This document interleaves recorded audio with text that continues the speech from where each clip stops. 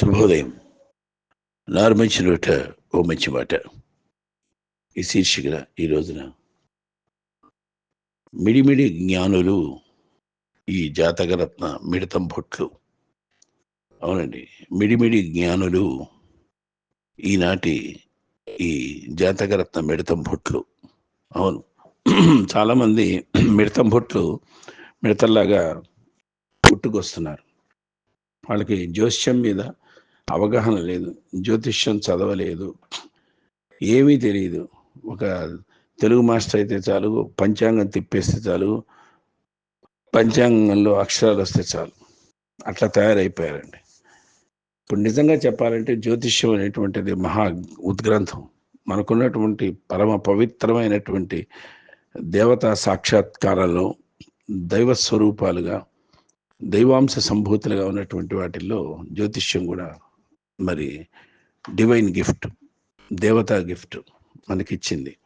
దాన్ని కాశీ వెళ్ళి, వారణాసి వెళ్ళి కాశీ విశ్వవిద్యాలయంలో అభ్యాసం చేసిన వాళ్ళు ఉన్నారు, గురు శుశ్రూష చేసిన వాళ్ళు ఉన్నారు. జ్యోతిష్యానికి సంబంధించి మనకి పార్వతీదేవి శాపం ఉంది అని 50% కరెక్ట్ అవుతాయి, 50% కరెక్ట్ కావని అంటూ ఉంటారు. అది నిజమో వాస్తవం నాకు తెలియదు, కానీ జ్యోతిష్యానికి సంబంధించి నువ్వు చదువుకున్న వాక్శుద్ధి అనేది మాత్రం ఉండాలి ప్రతి జ్యోతిష్య పండితుడికి. వాక్శుద్ధి ఎక్కడి నుంచి వస్తుందండి?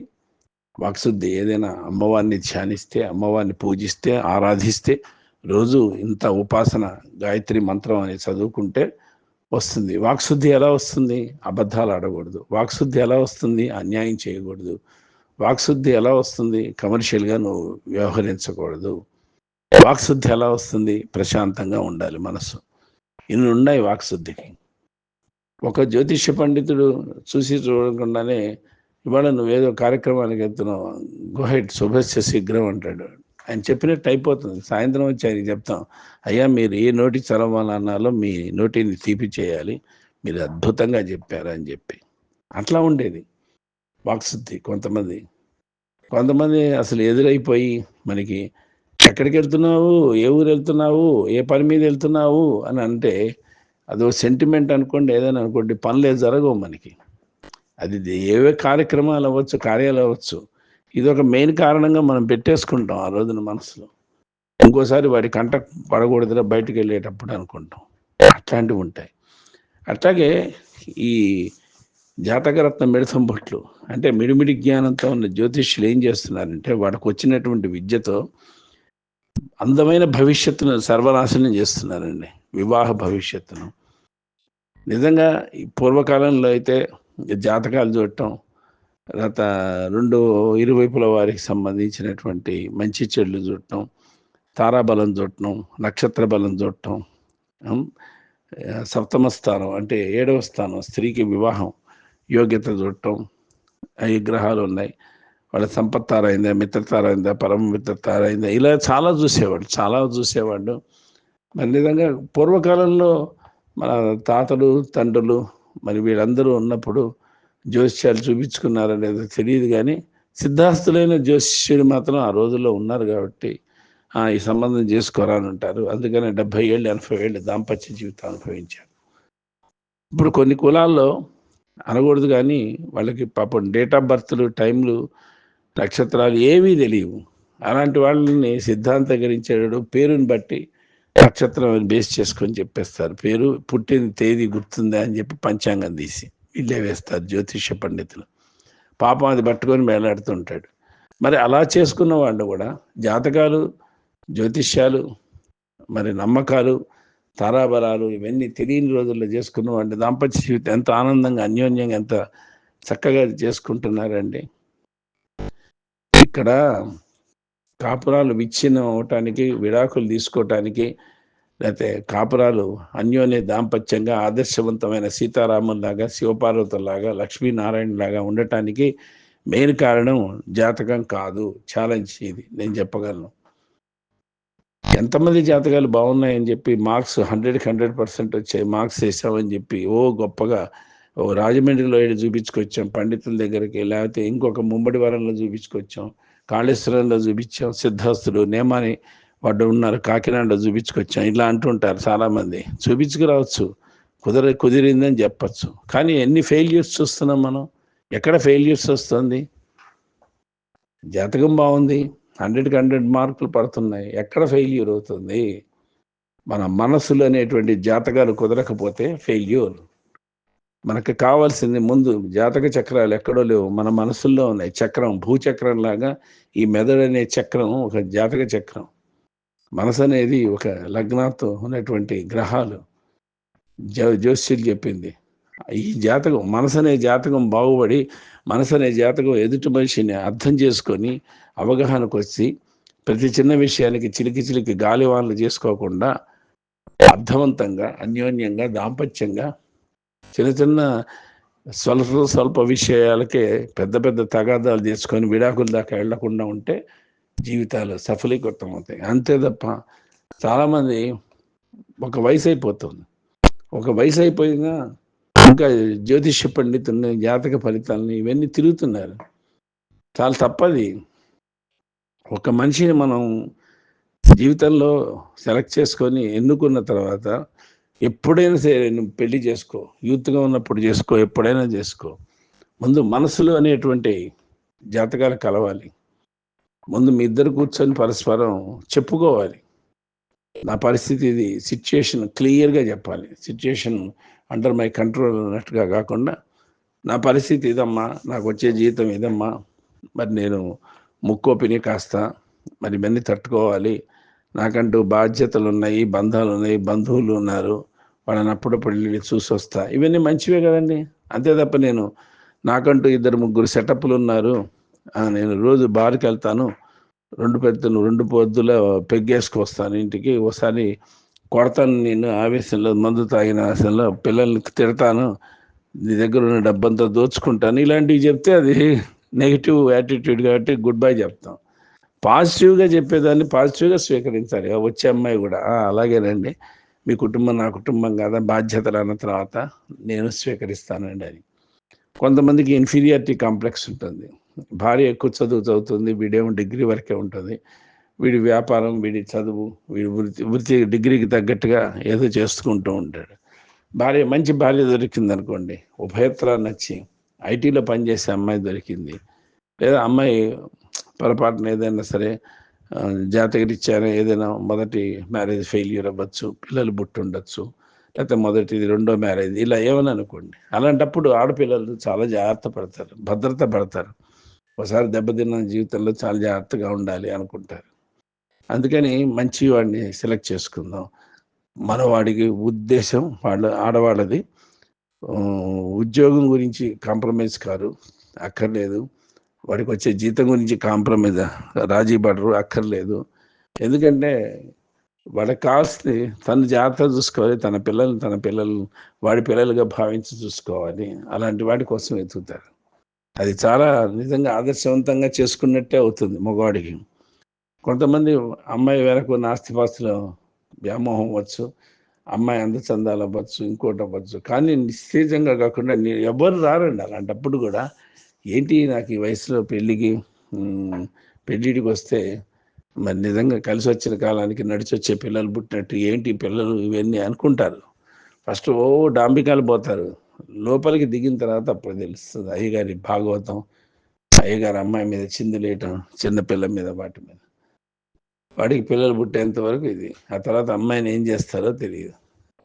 అట్లాంటి పరిస్థితులు రాకుండా ఉండాలంటే ఫస్ట్ మనసులోని జాతకాలు కలుపుకోండి, అన్యోన్యంగా చూసుకోండి. ఆ తర్వాత ఒక్కసారి సిట్టింగ్ వేసుకోండి.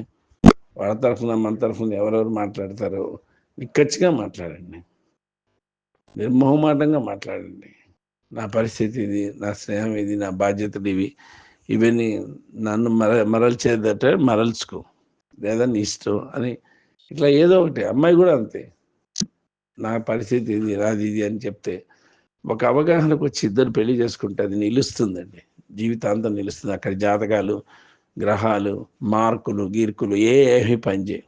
ఈ జాతకరత్న మిడతం భొట్లు లాంటి వాళ్ళు వచ్చి మిడిమిడి జ్ఞానంతో సర్వనాశనం చేస్తున్నారు. చాలామందికి డబ్బులు తీసేసుకొని 5,000, 10,000, 15,000 టీవీలో స్లాట్లు ఇస్తారు, టీవీకి డబ్బు కడతారు, 20,000 దాకా రెవెన్యూ. ఆ 20,000 ఎట్లా గుంజేయాలి? మళ్ళీ స్క్రోలింగ్ కింద వాడి పేరు, వాడి ఫోన్ నెంబర్లు అవన్నీ సంప్రదించే చిరునామా. నృసింహ జయంతి, జయంతి రోజున అర్చన చేయిస్తాం, లేకపోతే పలానా కార్యక్రమాలు చేయిస్తాం మేము, ఇంత అవుతుంది, ఇది చేయిస్తే మీకు లక్ష్మీదేవి తాండవిస్తుంది, ఇంట్లో వచ్చేస్తుంది, దరిద్ర దేవతను తరిమి తరిమి కొడుతుంది పాకిస్తాన్ సరిహద్దుల దాకా, ఇలా చెప్తూ ఉంటారు కొంతమంది. టీవీలో చూస్తాం. వాగ్ధాటి గలవాడే జ్యోతిష్య పండితుడు అవుతాడు. నిజంగానే చెప్తున్నా. వాక్చాతుర్యం గలవాడే జ్యోతిష్య పండితుడు. సమయానుకూలంగా మాట్లాడేవాడు జ్యోతిష్య పండితుడు. ఈ రోజున చదవక్కర్లే జ్యోతిష్య శాస్త్రం. 4 ముక్కలు తెలుగు ముక్కలు నేర్చుకుంటే చాలు. డమ్మీ ల్యాప్టాప్లు పెట్టుకొని టీవీల్లో డమ్మీ ల్యాప్టాప్లు, ల్యాప్టాప్ మంచిది కూడా కాదు, డమ్మీది పెట్టుకొని అనర్గళంగా చెప్పేస్తున్నారండి 12 రాశుల ఫలితాలు. ఈ మేషరాశి వారికి ఇలా ఉండే, కొంచెం వృషభ రాశి వారికి ఇలా ఉంది అని. అది ఎవరు చదువుతారు? ఎంఏ తెలుగు చదివిన వాడైనా, తెలుగు మీద కమాండ్ ఉన్నవాడు చెప్పగలడు. అలవాటు నిజంగా ఉచ్చస్థితి, దైన్యస్థితి, నీచస్థితి అని చెప్పేవాళ్ళు చాలా తక్కువ మంది ఉన్నారండి ఈ రోజుల్లో. చక్రాలు వేయటం రాదు, రాశి ఫలితాలు, రాశి అంశ చక్రాలు వేయమనండి, భావం వేయమనండి, అష్టక వర్గం వేయమనండి, ఎఫ్ఎంబ్రిస్ తిప్పేయమనండి, బివి రామన్ది పంచాంగాలు చూడమనండి, వారం వర్జం తిథి నక్షత్రం చెప్పమనండి, పంచాంగం అంటే ఏంటో చెప్పమనండి, విపులీకరించమనండి, చెప్పలేరు. వర్జ్యాన్ని వజ్రము అంటున్న వాళ్ళని కూడా చూసా, అంత దైన్యంగా ఉన్నారు. వర్జ్యం, ఈ రోజున వర్జ్యం అనుకుంటే ఈ రోజున వజ్రం అంటారు. వాడికి వర్జ్యం అని పలకటం కూడా చేత కాదు వాళ్ళు. అలాంటి వాళ్ళు జ్యోతిష్యాలు చెప్తున్నారు ఈ రోజున. సో కాబట్టి ఏమండి, దయచేసి మీ పిల్లల భవిష్యత్తుని నాశనం చేసుకోవద్దు. ఎవరో ముక్కు మొహం తెలియని వాడి జ్యోతిష్యం తెలుసని, ఇప్పుడు గుళ్ళో పూజారులు ఉంటారు, వాడు ఎంతవరకు అష్టోత్తరాలు శతనామాలు అవుతారు, వాళ్ళు కూడా జ్యోతిష్యం చెప్తారు. వెళ్ళి అడిగితే పంచాంగం విప్పుతారు. ఏమంటే వీళ్ళిద్దరికి జాతకం కుదిరిందా లేదా, ఇగో డేట్ ఆఫ్ బర్త్ అంటే, అమ్మ పూజలు అన్నీ అయిన తర్వాత రండి, పక్కన చెట్టు దగ్గర కూర్చొని చెప్తానంటాడు. ఓ 1000 రూపాయలు తీసుకుంటాడు, 2000 చెప్తాడు. నక్షత్రాలు చూసేసి నామకా చెప్పేస్తారు, క్షణాల్లో చెప్పేస్తారు. ఇద్దరికి కుదిరింది కుదరలేదని క్షణాల్లో ఎలా తేలుతుందండి? దాని వెనక ఎంత ఉంటుందో తెలుసా? ఎన్ని శాస్త్రాలు ఉన్నాయి తెలుసా? బృహద్ధర్మ పురాణం అని చెప్పి ఉంది. మరి అలాగే జ్యోతిష్యానికి సంబంధించిన బోల్డ్ పుస్తకాలు ఉన్నాయి, లైబ్రరీ లాగా ఉన్నాయి. అవి ఉదాహరణలుగా చెప్పచ్చు. రెమెడీస్ ఉన్నాయి, ప్రతి దానికి, ప్రతి దశకు రెమెడీలు ఉన్నాయి. అలాగే కుజదోషానికి రెమెడీ ఉంది, ప్రతి దానికి రాహుకు రెమెడీ ఉంది, అన్నిటికీ రెమెడీలు ఉన్నాయి. వీళ్ళు లోతుగా వెళ్ళమనండి. షష్టమ స్థానం, అష్టమ స్థానం అంటూ చాలామంది చెప్తారు. నిజంగానే ఒక జాతకం పట్టుకొని వెళ్తే ఒక డాక్టర్స్ లాగా ఉన్నాయి. ఇక్కడ కూడా 10 మంది డాక్టర్స్ దగ్గర మనం వెళ్తే 10 మంది 10 రకాలుగా చెప్తాడు. ఆ డాక్టర్ చెప్పింది కరెక్ట్, ఆ మందులు వాడమని ఎవరైనా చెప్తాడో ఛాలెంజ్ చేస్తాను. వాడు డాక్టర్ వీడి ముందు గవ్వాయే. ఎందుకు వెళ్ళారండి అక్కడికి? ఇదిగో ఈ ప్రిస్క్రిప్షన్ పక్కన పెట్టేయండి, సాటి డాక్టరే కాబట్టి ఏం అనకూడదు, కానీ మేము ఈ ప్రిస్క్రిప్షన్ పక్కన పెట్టండి, రోగం ఒకటిను ఇచ్చిన మందులు ఒకటి అని విసుక్కుంటూ మళ్ళీ రాస్తాడు. అదే మందు రాస్తాడు, వేరే కంపెనీ రాస్తాడు, గ్యారంటీ అది. అలా మోసాలు జరుగుతుంది. 10 మంది డాక్టర్స్ దగ్గరికి వెళ్తే 10 రకాలుగా చెప్తారు. అలాగే 10 మంది దగ్గరికి వెళ్ళి 10 రకాలుగా మనం సందేహాలు అడిగితే సలహాలు ఇస్తారు, 10 రకాలుగా సలహాలు. ఈ రోజున చాలా తప్పది. మనం 10 మంది చుట్టూ తిరగకూడదు, తెలుసుకోవాలి. ఒకటి సజెషన్, 1 మోర్ సజెషన్, ఇంకోటి సజెషన్. అది జాతకాలు, జ్యోతిష్యాలు చూపించుకొని మార్కులు రావటాలు, లేకపోతే నక్షత్రాలు కలవటాలు, ఇవి కాదు ముఖ్యం మిత్రమా.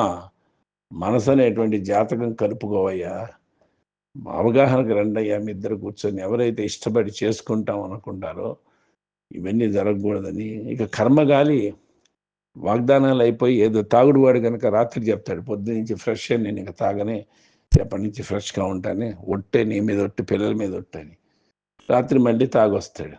అలాంటివి ఉంటే కనుక మనం ఏం చేయలేము. ఒక అండర్స్టాండింగ్కి వచ్చి ఇద్దరు పెళ్లి చూపుల ముందు కూర్చొని మాట్లాడుకొని, పెళ్ళైన తర్వాత అప్పుడు మాట్లాడుకుని ఇంప్లిమెంట్ చేయకపోతే వాళ్ళ కర్మ వాడిది, వాళ్ళ ఇష్టం. అది మనం ఏం చేయలేము. అది జాతకంలో ఉందని మనం వాదించుకోవచ్చు, లేదా కర్మఫలం అనుకోవచ్చు, లేదా నిర్లక్ష్య ధోరణి అనుకోవచ్చు, ఏదైనా అనుకోవచ్చు. కాబట్టి దయచేసి ఈ మిడిమిడి జ్ఞానాలతో ఉన్నటువంటి జాతకరత్నం మిడతం భట్లను నమ్మద్దు, నమ్మద్దు, నమ్మద్దు. ఎవరైనా సరే ఉద్దండ పిండాలు, ఉద్దండ రత్నాలు, జాతిరత్నాలు, జాతక రత్నాలు ఉంటే చూపించుకోండి. అది బాగుంటుంది. అంతే తప్ప మిడిమిడి జ్ఞానంతో ఉన్నవాడిని, చిలక జోస్యం చెప్పేవాడిని రోడ్డు మీద కూర్చొని ఇలాంటి వాడిని ఆశ్రయించొద్దండి దయచేసి. ఆశ్రయించి పిల్లల భవిష్యత్తు నాశనం చేయొద్దు. ఈ భవిష్యత్తు నాశనం చేసుకోవద్దు. Youth and young and energetic పర్సన్స్తో చెప్తున్నా. నువ్వు ఇష్టపడ్డావు, అమ్మాయి ఇష్టపడింది. ఎవరు వద్దన్నా, ఎవరు అన్నా, ఎవరు కాదన్నా సరే, ఆరు నూరైనా నూరారైనా అమ్మాయినే చేసుకుంటా, అమ్మాయే నేను చేసుకుంటా. అలాంటప్పుడు ఈ జాతకాలు, ఈ జ్యోతిష్యాల పట్టు తిరగటం ఎందుకండి? చక్కటి ముహూర్తం పెట్టుకోండి, పెళ్లికి మంచి రోజు పెట్టుకొని పెళ్లి చేసుకోండి, 10 మంది భోజనాలు పెట్టండి, శాంతి ఉంటుంది. 10 మంది భోజనాలు అంటే సుఖంగా ఉంటుంది, ఆనందంగా, శుభకార్యం కాబట్టి మనం శుభకార్యాలకు కానీ అశుభకార్యాలకు కానీ అన్నదానాలు చేస్తారు. ఎందుకు? శాంతి శాంతి అవుతుంది, ఉపశమనం అని. అట్లాగే చేసుకుందాం, అంతే తప్ప నమ్మకు నమ్మకు ఓ మిత్రమా ఈ మిడిమిడి జ్ఞానాల జాతకం మిడతం భట్లని నమ్మద్దు. స్వస్తి భవదీయుడు మీనారు మంచి.